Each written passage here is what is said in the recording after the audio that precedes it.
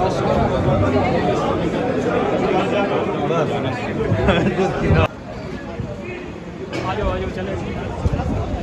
साहब को नाज़रीन 10 जुलाई तक इस वक्त उनकी ज़मानतों में तौसीह मिल चुकी है। खान साहब इस वक्त ATC कोर्ट से वापसी के लिए रवाना है। आप इस वक्त उनके सिक्योरिटी एहलकारान को देख सकते हैं, शील्ड्स उठाए सिक्योरिटी एहलकारान यहाँ पर मौजूद हैं। खान साहब अपनी अहलिया बुशरा बीबी के हमरा नाज़रीन आज ATC कोर्ट में पेश हुए थे। तकरीबन नाज़रीन 15 केसेस थे जिनकी समाअत थी आज। खान साहब उन केसेस में आज यहाँ पेश हुए, तो आज तकरीबन केसेस में उन्हें ज़मानतों में तौसीह मिल चुकी है। 10 जुलाई तक तौसीह मिली है। अब इस वक्त इमरान खान हाई कोर्ट का रुख कर रहे हैं। हाई कोर्ट इमरान खान साहब जाएंगे।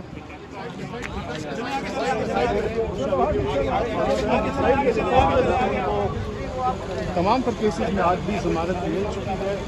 एक अच्छा जहाँ हज़ारा गिरफ्तार किया टल चुका है और अब उनको बाकायदा अभी मौजूद है हाई कोर्ट में। रिलीफ मिल चुका है, बड़ा रिलीफ अगर कहा जाए तो गलत ना होगा। अब